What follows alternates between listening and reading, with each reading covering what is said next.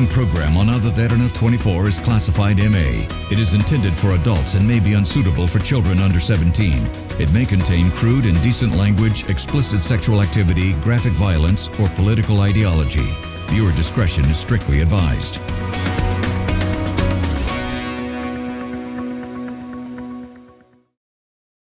State of the Nation is an opinion-based program. The thoughts and opinions shared within this program are not intended to offend or disregard anyone's perspectives or beliefs.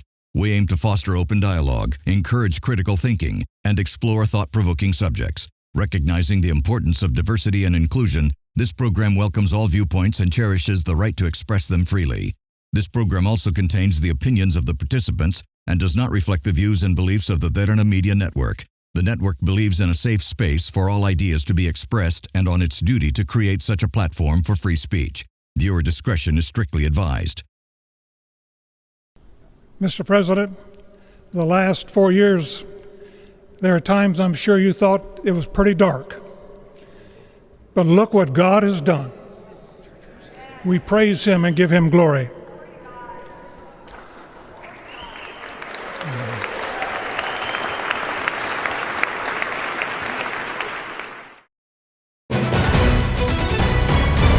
Tonight, the world according to Mr. Donald J. Trump.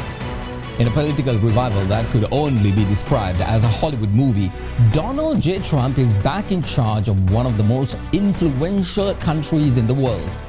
With a barrage of sweeping changes right from the get-go, his second term is promising to be nothing short of grand, audacious, and explosive.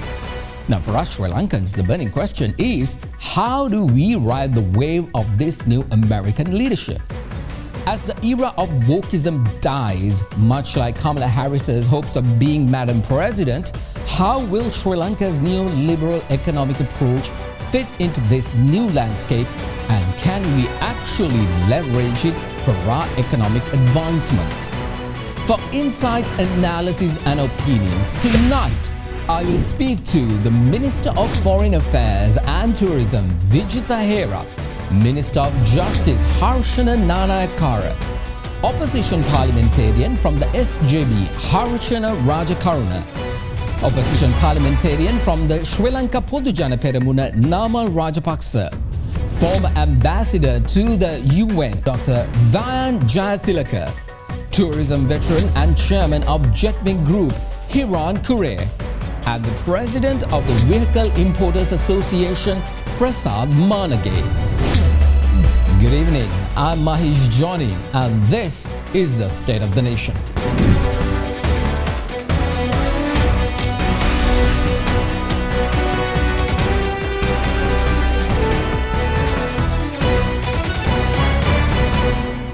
A very good evening, everyone. Thank you very much for joining us this evening on State of the Nation. It's great to see you once again this week as well. I really appreciate you being here, and as we dive into some views you can trust and opinions you cannot ignore. We have a lot to get through tonight, so let's get started. On January 20th this year, there's new strong leadership in America. Donald Trump, the 47th President of the United States, was sworn in after winning the election with a significant majority. Not just the Electoral College, but also the popular vote. The inauguration ceremony was a moment of pride for many Americans. It highlighted the nation's faith in God, a cornerstone of America's foundation, and transformed into a moment of patriotic celebration, honoring the spirit of the nation. America showcased American values, telling the world how much they embrace their American identity. Citizens across the country set aside their political differences to unite in a celebration of what they proudly termed as peaceful transfer of power. The event includes attendees from both political parties, notably Kamala Harris, the Democratic contender who faced Donald Trump in the election and lost. Despite the bitter campaigning, it was all set aside, and both of them were there to honor the traditions of America. What truly astonishes me is that right after taking the oath of office, Donald Trump declared to the world, America's golden age begins right now.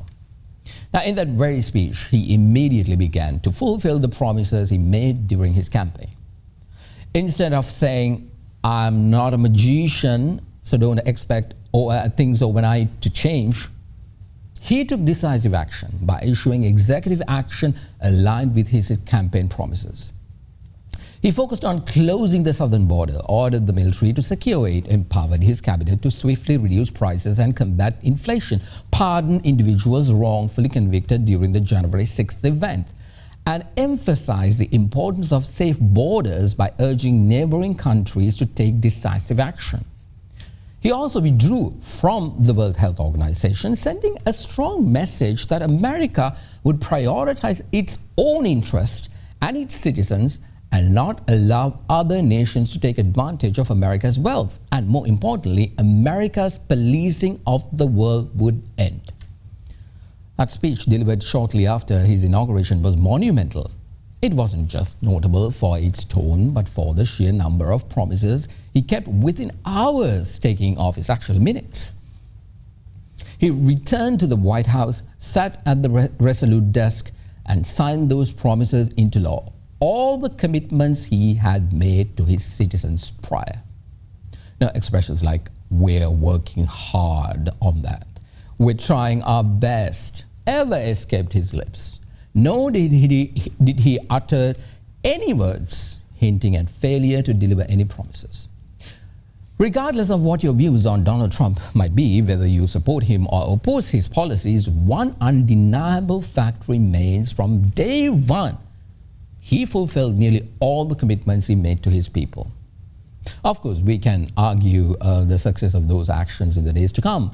But my point is, instead of excuses, he took a seat at the desk and signed those promises into law. So what lesson can we draw as a nation from this?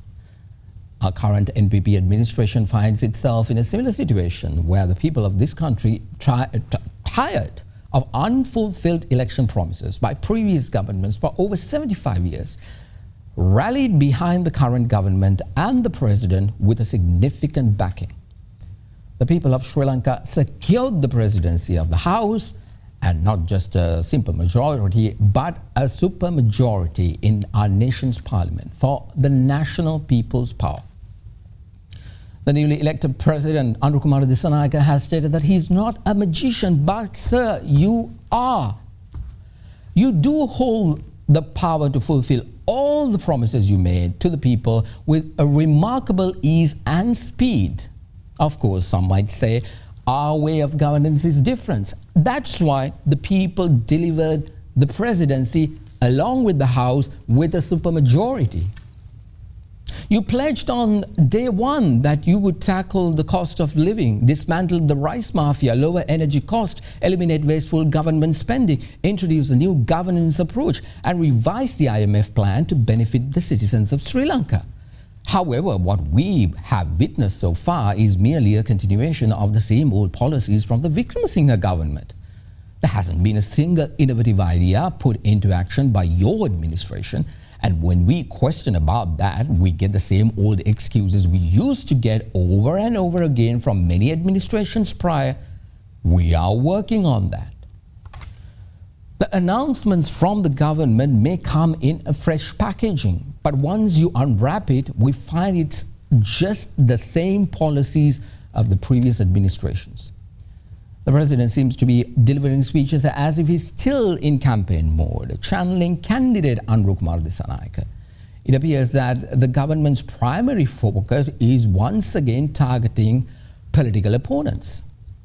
In his latest address to supporters, the president threatened to evict a former president if he fails to pay rent for the accommodation provided to him by the Constitution. The ongoing vendetta against political opponents feels like a familiar routine, reminiscent of the relentless attacks we witnessed from 2015 to 2019. During that time, the government was so preoccupied with their campaign against their political opponents that they neglected to improve the lives of Sri Lankans. That distraction ultimately compromised our national security, resulting in a tragedy that claimed the lives of over 260 innocent Sri Lankans. The abysmal performance of the previous good governance administration unfortunately paved the way for yet another Rajapakse, arguably, in hindsight, the least favorable choice for president to come to power. What the citizens of this nation truly seek is tangible action, not political vendettas, but genuine efforts to improve the daily lives of Sri Lankans.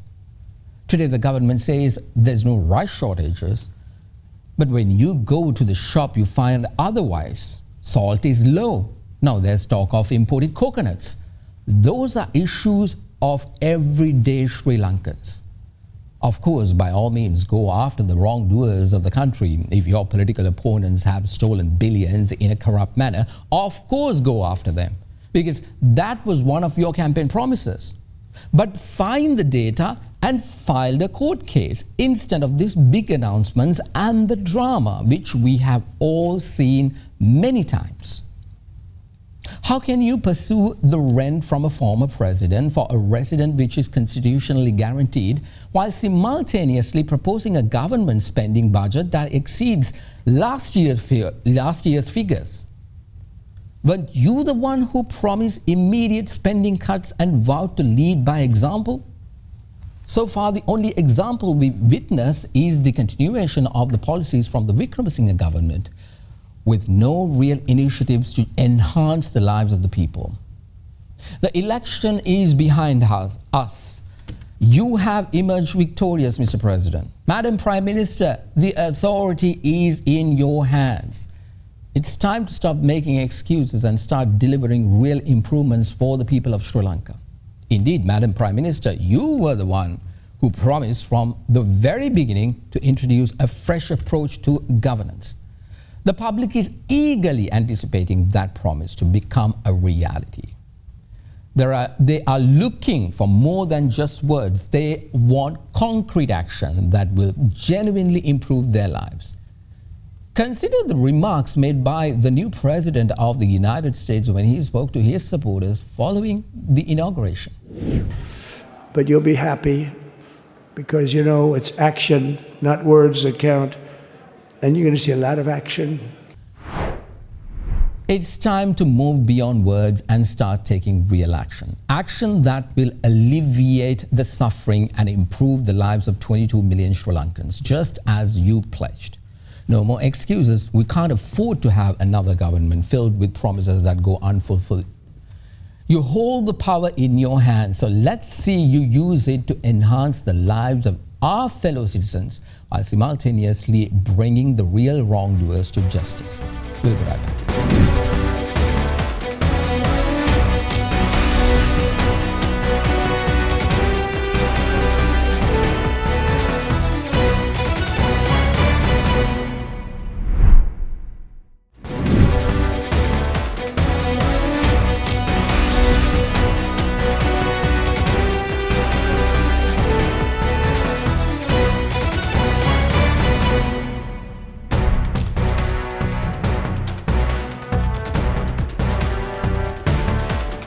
Welcome back everyone to the State of the Nation. In our lead story tonight, Sri Lanka's relations with the United States under Donald J. Trump. Now, one of the major concerns for governments worldwide is the nature of their relationship with the new President of the United States and his administration. Many who previously distanced themselves from him during his first term are now eager to express their admiration. This shift was notably highlighted by the outgoing Prime Minister of Canada, Justin Trudeau, who recognized that Trump could significantly influence the future of various nations. He went to meet him to get his support, but then again, one tweet, the guy's 10-year job, I think, not even 10 years, that's done. So how can Sri Lanka leverage this situation to its advantage? Earlier this week, while covering Donald Trump's inauguration in the live broadcast, I raised this question with former Foreign Minister Dr. Sarath Amadugama. Watch. So Trump is coming at a time when he's talking of the deal, you know, what is in your interest, what is in our interest, not ideology.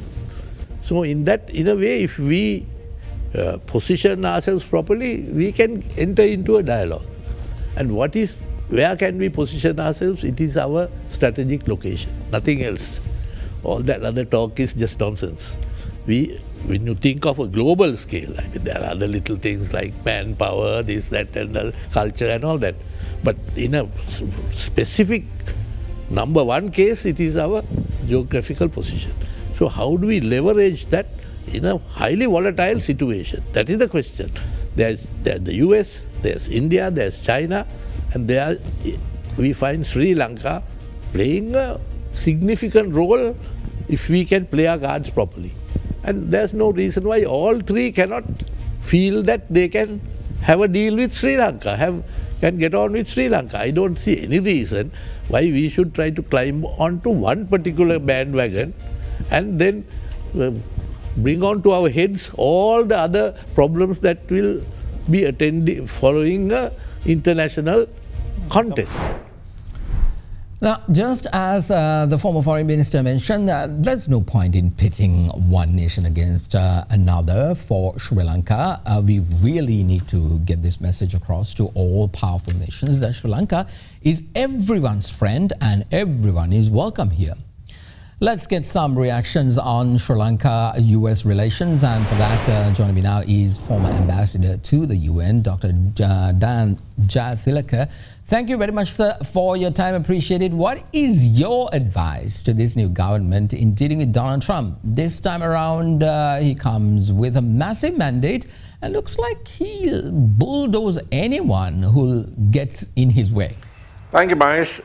Well, Donald Trump does not have as much of a massive mandate as you think, because if you look at the popular vote, he got 49 point something percent, and Kamala Harris got 48 point something else percent. So it's not that massive, though in terms of the Electoral College and his control over the Congress, it's pretty big. Now, what has to be remembered is that under Donald Trump's presidency, the United States and the world is going to face more turmoil. It's going to go through a churn of a sort that no generation alive except for our grandparents who may have lived through World War II has ever experienced. Everything is going to be called into question because he is trying to change the domestic rules of the game within the United States. He's on a confrontation course with Latin America. He's on an economic confrontation course with China. He has a very controversial position on Israel-Palestine, and Europe is not very sure of him either. So it's going to be a period of enormous turmoil, and my advice to the new government, as you asked me, is do not do what you're doing. Do not get entangled with big powers or great powers who are competing, and do not entrench them on the soil of this small country. During World War II, the Japanese bombed us because the British were based here.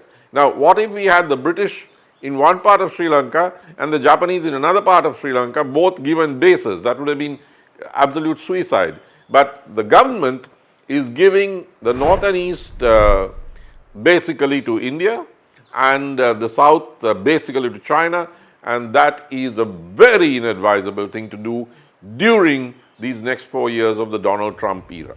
Indeed, Doctor, the United States continues to be one of our biggest trading partners, but it's more or less more Sri Lankan products going to America rather than many American businesses looking at Sri Lanka as a possible destination of manufacturing. Now, in your opinion, with India's Modi being so chummy with Donald Trump, is that an avenue we can use to get America and Trump to look at Sri Lanka to be more lucrative business-wise? Well, as I was saying, Donald Trump is going to try to change all the rules of all of the games, and therefore the world economic and political and military order. What he's trying to do is almost impossible. He's trying to put the clock back to when America was the sole superpower in the world. He's talked about a golden age of America. To do that, he's pulled out of various international agreements, and he's going to change the tariff structures and so on concerning China. China will probably retaliate. And the world economy is going to undergo tremendous volatility and recomposition. The supply chains are going to start snapping and rearranging themselves. So you can't count on the old rules working, going through India and getting to Trump's America, because India itself under Modi is wondering whether it should be closely aligned to Trump's America, and there are many in India, including the leadership that's very pro-Trump, and others who think that it's going to be a period of volatility and India should keep its options open and be a little more autonomous. So you can't work as if things are going to stay the way they are. What you have to do is to remember that it's perfectly possible that Trump will be the most protectionist in terms of tariffs American leader that we have encountered. And therefore, any strategy which counts on the US market may not be the wisest strategy. We have to diversify our dependence. We have to be more flexible. We have to be more agile in our search for markets in every corner of the world and certainly every region of the world. Absolutely. All right, let's leave it at that. Thank you very much. That was Dr. Dayan Jayathilake, former Sri Lankan permanent representative to the United Nations in Geneva. Appreciate it. We're going to take a short break, and when we return, Minister of Foreign Affairs Vijitha Herath will be here, and later, veteran hotelier Hiran Cooray, the chairman of Jetwing Groups, will also be here to talk about positive tourism trends. This is the State of the Nation. Back in a moment.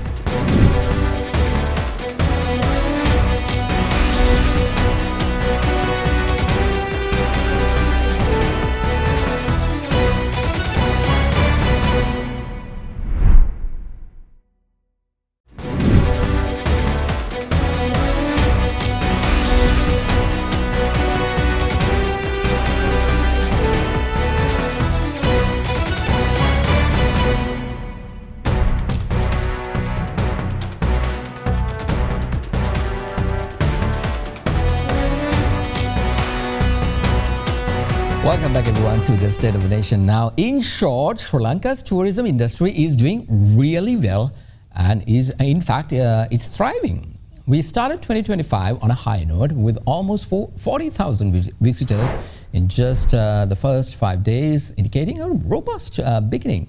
Late last year, however, we fell short of our goals. Many believe that the confusion surrounding the visa process from April to September may have hindered arrivals. Still, when we compare monthly figures to the same time last year, we see significant growth. Now, this year looks promising as well, especially with the chilly weather in the Northern Hemisphere, driving tourists to seek warmer destinations like Sri Lanka.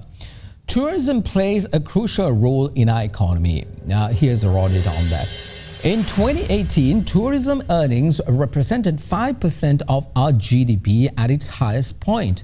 Tourism revenue plummeted from $4.38 billion in 2018 to just $682 million in 2020, and it further dropped to $506 million in 2021 due to the COVID pandemic. Now, a slight recovery occurred in 2022, bringing in about $1.14 billion, and in 2023, revenue climbed to $2.07 billion.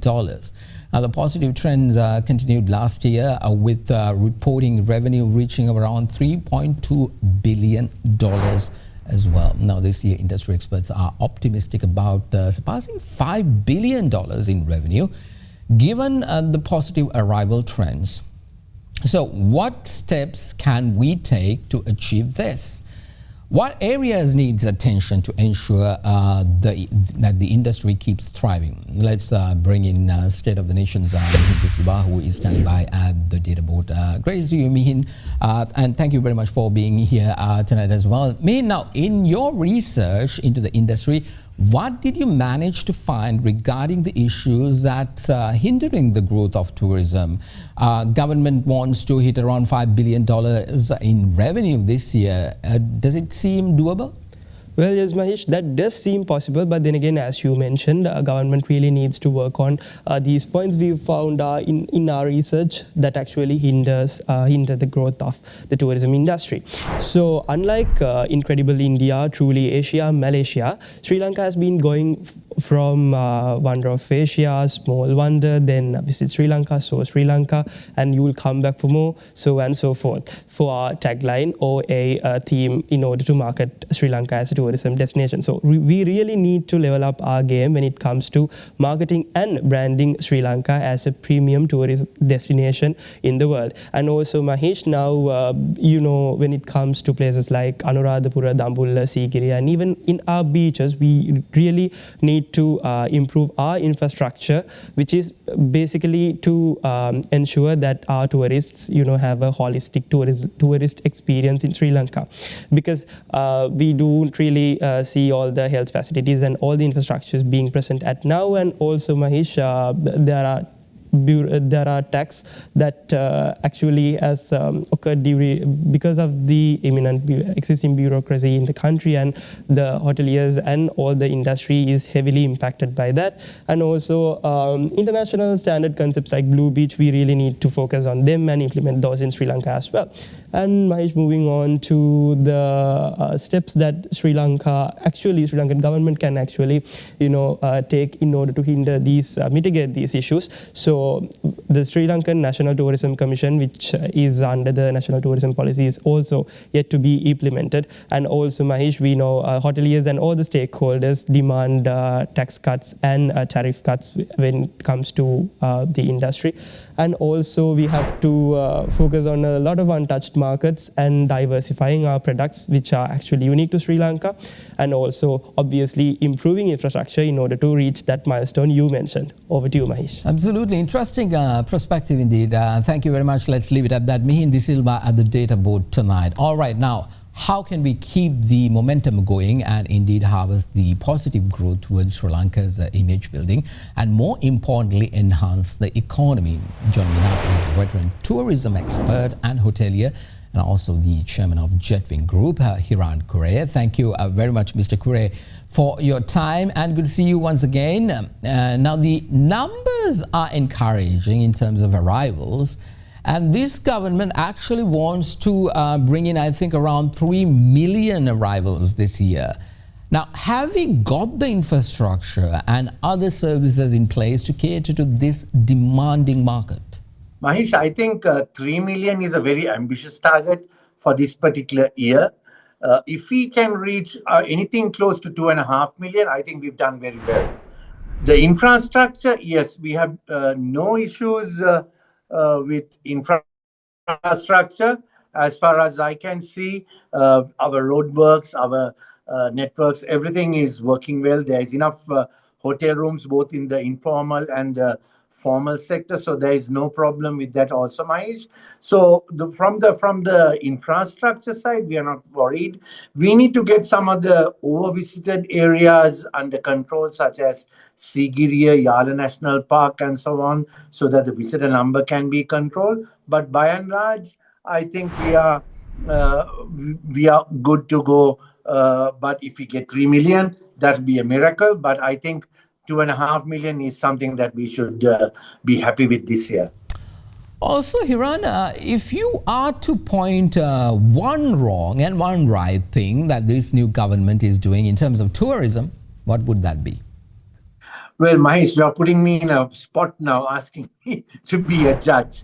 I think this government is just two or 3 months in operation. They are on their honeymoon, and so far, we can be happy with the way the country is moving forward. There is that excitement in there. As for tourism, I think the most exciting thing that I heard was on the 1st of January this year, the Clean Sri Lanka program that President AKD came out with.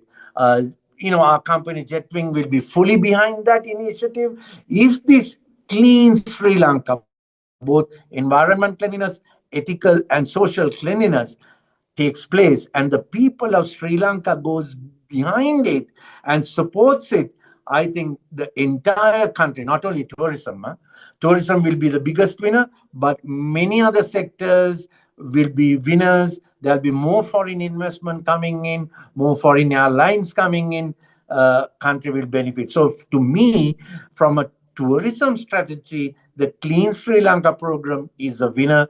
I think I would give them a little bit more time to launch the Sri Lanka promotional campaign. They promised it in somewhere in January. Now we are in the middle of January as we are talking now. But let's hope and pray that the promotional campaign kicks off together with this as well. If that happens, as the chairman of the tourism board has indicated to us, then that will be great for Sri Lanka. And I don't want to come in too much on the negatives because they are new in the game. Let's give them a chance and see how it goes. But we are very excited that tourism will play a big role and Clean Sri Lanka will be very beneficial to the country. Absolutely. All right, let's leave it at that. That was the chairman of Jetwing Group, Hiran Cooray. Thank you very much. So what is this government doing in order to facilitate a better growth, just like expected by the industry? Just pointed out by Mr. Cooray and also earlier on regarding the issues raised by many in the industry. What can the government do to make everything smoother? Joining me now is the Minister of Tourism, Vijitha Herath. He's also the Minister of Foreign Employment and also the Minister of Foreign Affairs. I think this is the first time in recent times that these three ministries pertaining to foreign matters have been brought under one roof. Good to see you, sir, and thank you very much for being here. Now, first of all, the numbers pertaining to tourism arrivals are positive. However, the tourism industry is lamenting of high taxes in the industry and in some instances double taxation. Now, what's the government's plan to first attract more tourists and second, make Sri Lanka a destination that's affordable? Yes, Mahieash. Actually, tourism is not only an industry, it is a reflection of our history and a reflection of our culture and a reflection of our nation. Therefore, we have to think about a new way. We have objectives and we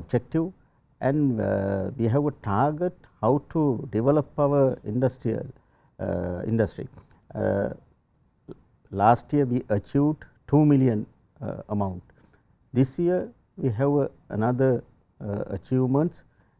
We think and we hope we can reach that our target to 3 million. Increasing amount is not only our task, we also want to develop our quality of the industry. We think we can do it. You know very well, Sri Lanka has identified a real destination for the tourism. Therefore, as a country, we can reach that target end of this year. Recently, we have taken a new decision to reduce our electricity tariff. Now, all hotel only pay the reduced amount of that tariff. 31% of tariff has been reduced by the electricity board. It is a good opportunity to the tourism industry. We think according to that scenario, we can develop our tourism industry. Minister, now to keep the industry more vibrant and positive, we need more infrastructure to cater to the demanding market. Now, if you look at the Bandaranaike International Airport, we've been talking about these uplifting efforts and its capacity for many years. Now, what's happening on that front? And more so, what are your government's plan for the Mattala and Jaffna International Airports?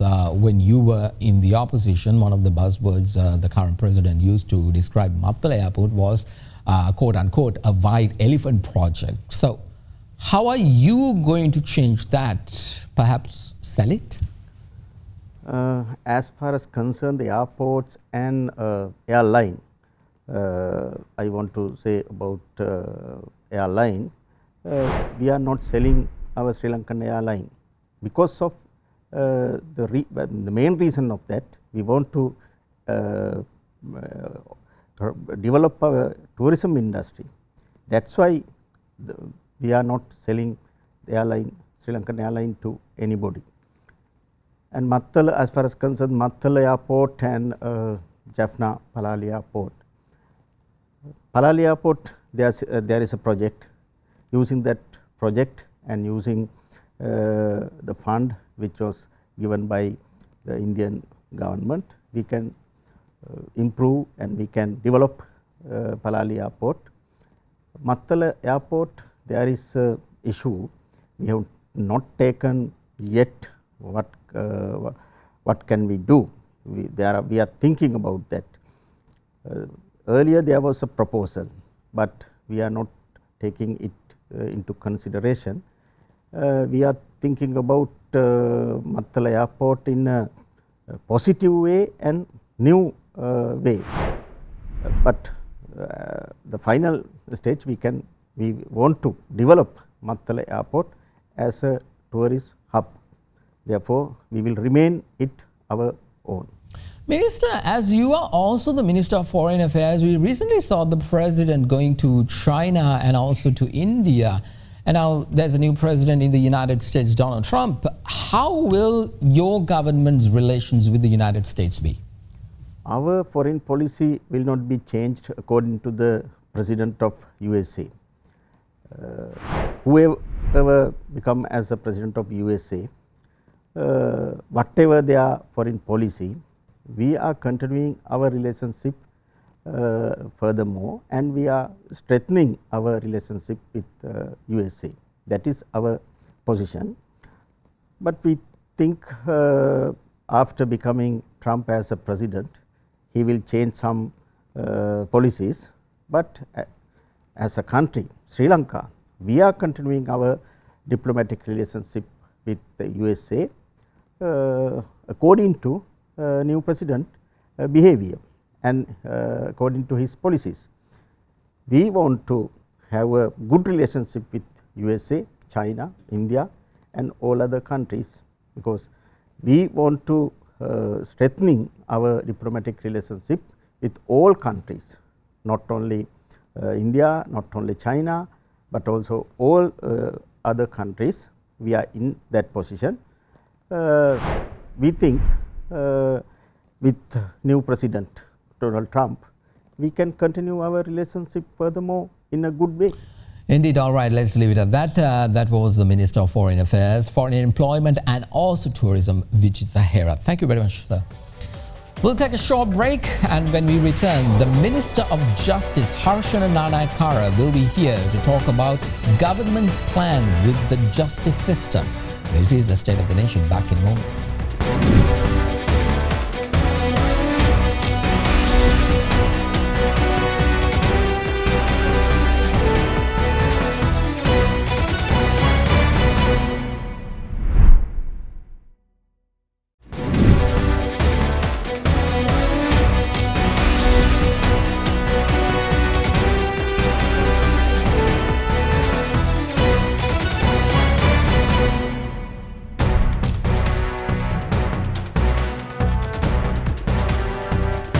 Everyone to the State of the Nation. Now, recently, President Andrew Kumara Dissanayake had a meeting with the Attorney General where he emphasized on the importance of the AG's department restoring public confidence in the judicial system.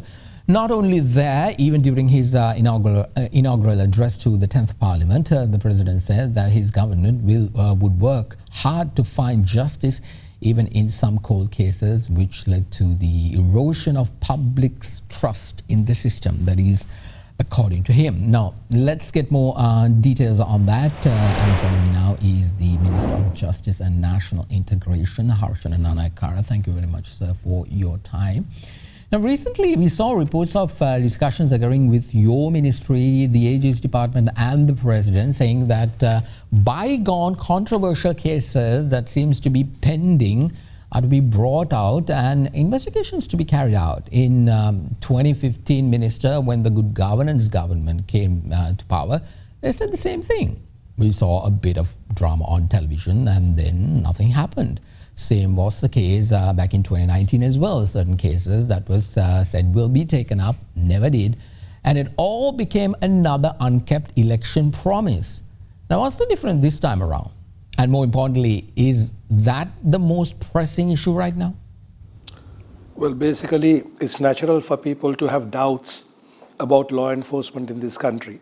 The reason being what the previous governments did, especially the promises the Yahapalana government gave, and how a few months into the government, the bond issue came up.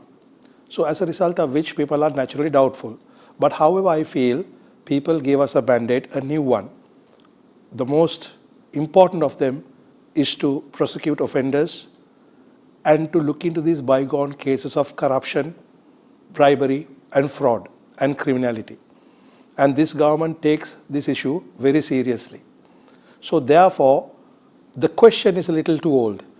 There's a presumption that we are the same as the previous Yahapalana government or the government before that.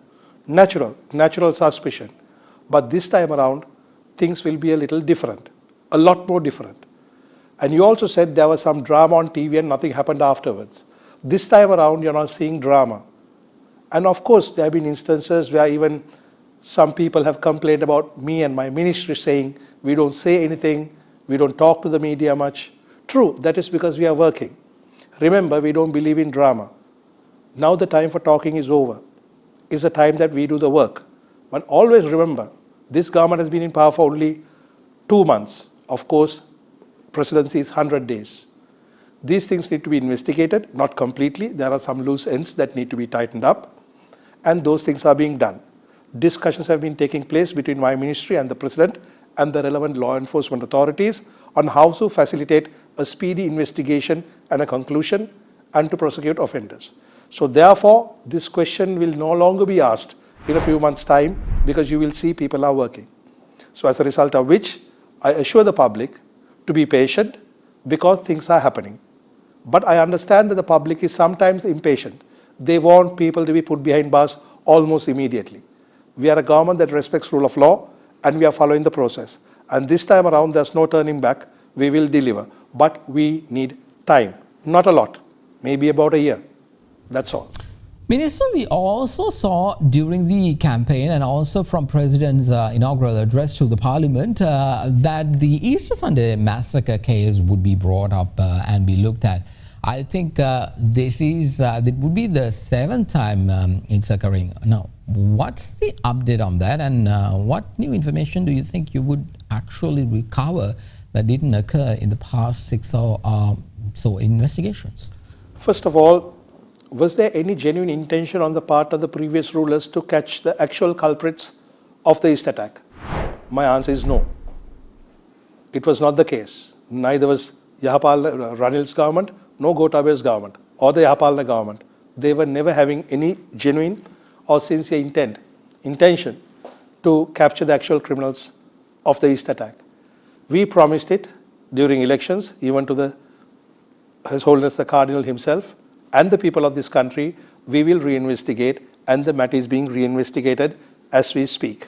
And progress is being made. And culprits will be apprehended and they will be prosecuted. However, people are sometimes disappointed because we don't tell what we do. Remember, the kind of work we do, investigations, prosecutions, are situations where we have to protect evidence. So therefore, we are unable to tell the media or to the public in certain instances the things we have discovered or the steps we are taking, because that might defeat the purpose itself of achieving justice by prosecuting the offenders. So therefore, I think we can give a great assurance, matter is being thoroughly investigated and culprits will be apprehended and things are on the way as we speak. As you know that I'm prevented about talking about investigations for the safety of evidence, and due process will take place, but it's going to happen. This wouldn't be the last time. You said it's the 7th time. True. It would have been the 8th, 9th and 10th time if we were not in power. But we are serious about it and it will be done. But it takes time. It won't take 5 years. But neither cannot it be done in 2 months. Neither can it be done in 2 months. So therefore, some time and the proper investigations, I think we are on the right path. People will only believe us when they see what we do. That's why we don't talk too much, but just try to do the work. So if we have a media silence on occasions, that is because we are working, not because we are avoiding the media. Because the work the ministry is involved in cannot be kept for public information all the time. All right, let's leave it at that. That was the Minister of Justice and National Integration, Harshana Nanayakkara. Thank you very much, sir.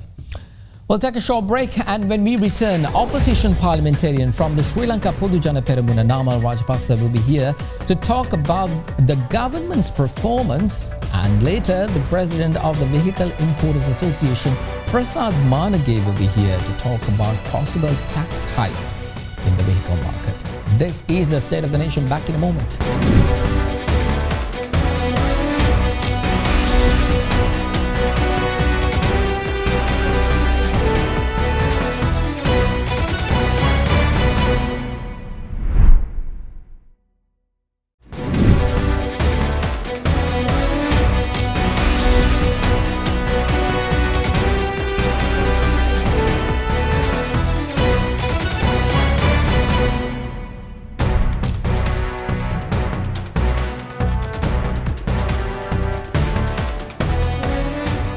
Welcome back, everyone, to the State of the Nation. Now, if you were hoping to buy a new car when the vehicle ban is lifted in mid this year, you may have to think again. The Vehicle Importers Association of Sri Lanka has warned that import taxes on vehicles, currently about 300%, could rise further, with some luxury vehicles potentially seeking tax rates are as high as 600%. Let's bring in the president of the Vehicle Importers Association, Prasad, standing by. Thank you very much, Mr. Manage, for taking the time to speak to us. Now, first of all, mind-boggling hikes in terms of vehicle prices with the possible of releasing of the vehicle importing ban. Do you think the taxation structures that the government has implemented is fair? Hi, Mahieash. Thank you for inviting me.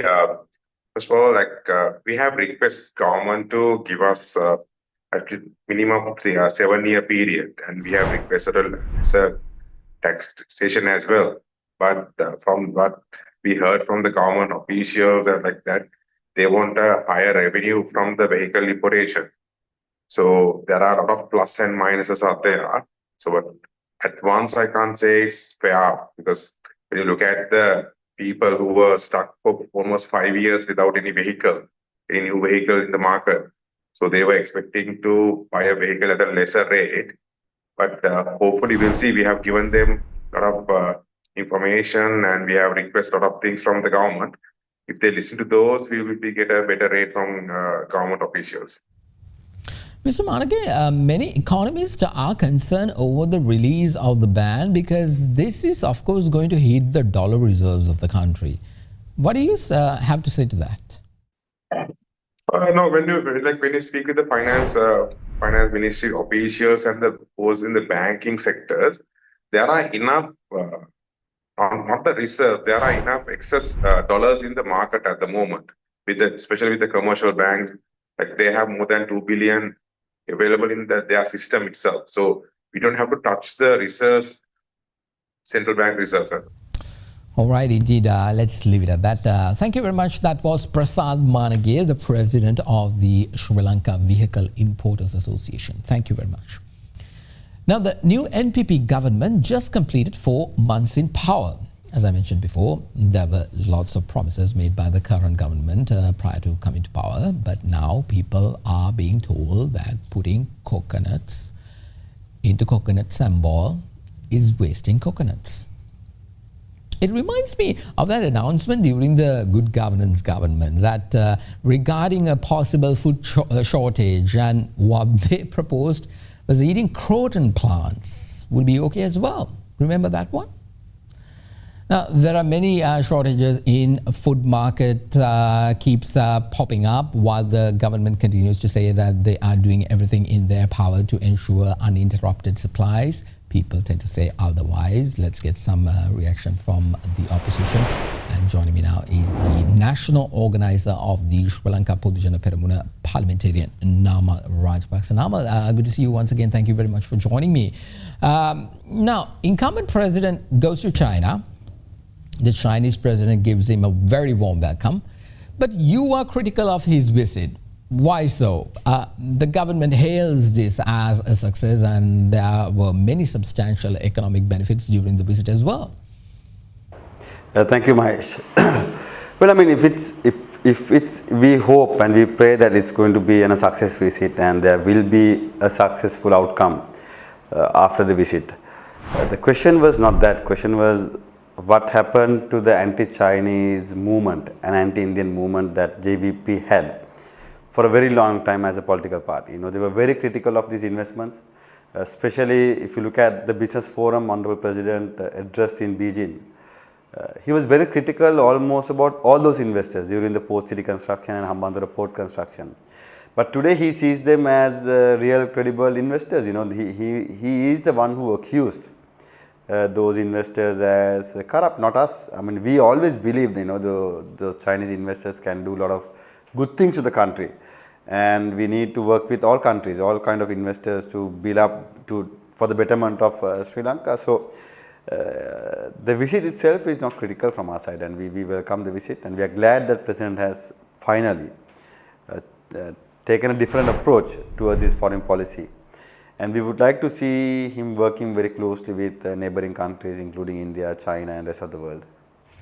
Indeed. Namal, I want to get your reaction to one of the comments made by President Andrukumara Dissanayake regarding your father, the former president's residence. He says that if you don't start to pay rent, he will be asked to leave that house. Your thoughts? Well, see, Mahieash, firstly, I don't think he understands the constitution. I mean, a president who doesn't realize that, who cannot solve, a president who doesn't understand how to resolve the distribution of rice or even coconuts, we cannot expect him to understand the constitution. President has a right to make a statement, but whether it's compatible with the constitution or whether that violates the constitution or not, Mahieash, is another story. But anyway, if President wants it, I mean, I have heard on media that they are trying to lease out or sell out most of the government properties. So if President wants to give it to investor for development, it's fine. President can request. We will move out. All right, let's leave it at that. Thank you very much. That was the national organizer of the Sri Lanka Podujana Peramuna Parliamentarian, Namal Rajapakse. Appreciate it. Let's take a short break, and when we return, opposition parliamentarian from the Samagi Janabalawege, Harshana Rajakaruna, will be here to comment about their possible alliance with the United National Party. This is the State of the Nation. Back in a moment.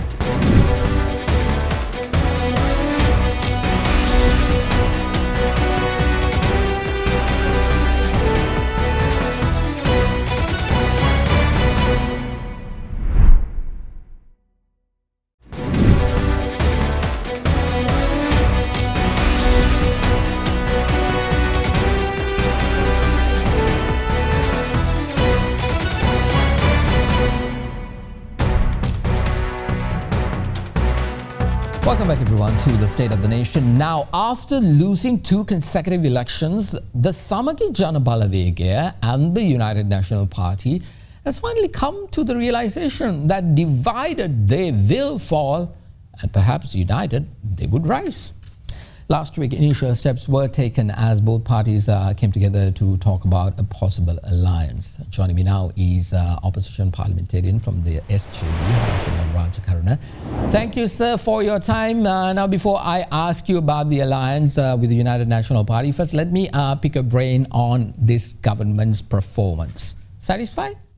I don't think that people are satisfied. I think they have mentioned so many things that they should have done, but so far they have not been able to achieve those. So No, not at all satisfied.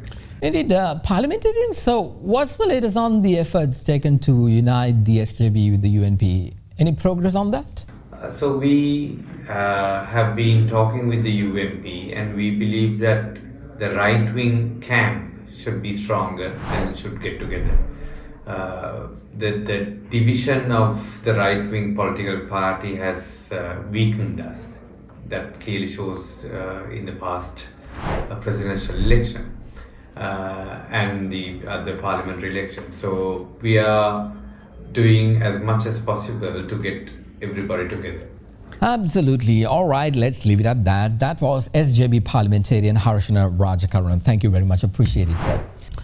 Well, as you just saw, we had a lot to cover today pertaining to current events occurring here in Sri Lanka. So no time for a closing statement. Once again, my sincere appreciation to you for making me a part of your evening. I'll be back again next week, our 50th episode, with views you can trust and opinions you cannot ignore. I'm Mahieash Johnney. Thank you very much for joining us. Have a good day.